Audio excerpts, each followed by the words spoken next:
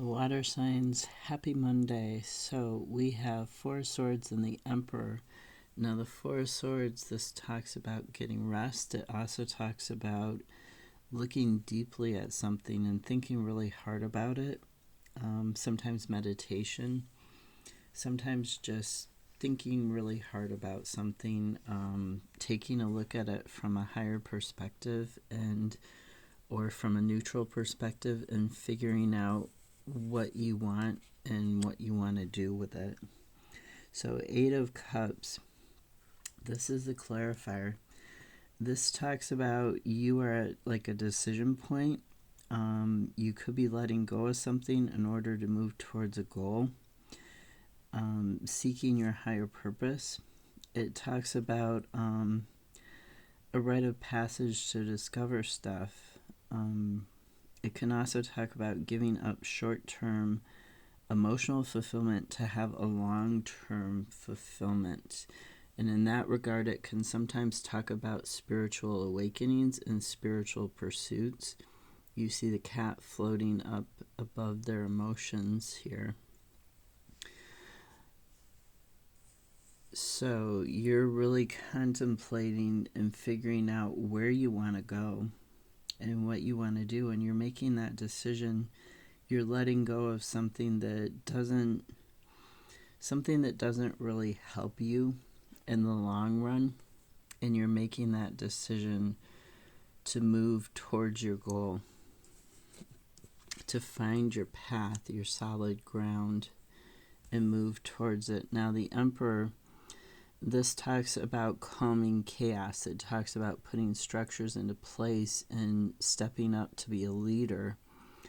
It's a very divine father, earth father type energy. And it talks all about leading and putting these habits into place, putting these structures into place so that you can feel like you're in control of your life again. Your goals are being met, but it's not so stressful for you to achieve those goals because you have a plan. And the clarifier is the Three of Pentacles. The Three of Pentacles talks about what you're good at and implementing solutions. It talks about learning. It talks about drafting up that plan that the Emperor wants you to focus on, to put that structure in place so that you can move forward, so that you can achieve your goals. So the Three of Pentacles is also talking about that. It's talking about drafting up those solutions. It talks about sometimes building up that skill set that you're good at and being appreciated for it. So really look at today. Really think about what it is you want to move towards. What is your goal? Especially like on a deep emotional level, on a level of what is going to bring you satisfaction in the long run, not what is bringing you satisfaction in the short term. And look at putting into place some habits, some routines, some structures that are going to help you achieve that in the long term. Whatever you're good at, if you want to, say, not miss your appointments, or not be late for work all the time, what structures can you put into place that you're good at that are going to help you not miss work all the time or not be late for appointments?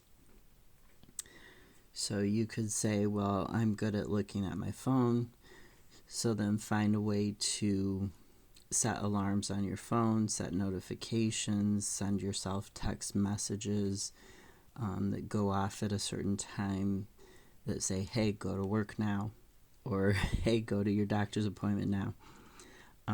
That's what I'm talking about when I say putting structures into place in terms of something that you're good at, a skill that you're good at. If you're good at, writing Post-it notes, then in that example, you would use Post-it notes instead of phone alarm alerts or phone notifications or text messages. So really look at whatever the goal is for you that you're trying to get structured. Really look at how you're good, what you respond to, what's easiest for you to do, and focus on that when putting the structures into place, when putting the routines into place. And that's going to help you move forwards towards your goal. Have a great Monday. I'll see you tomorrow.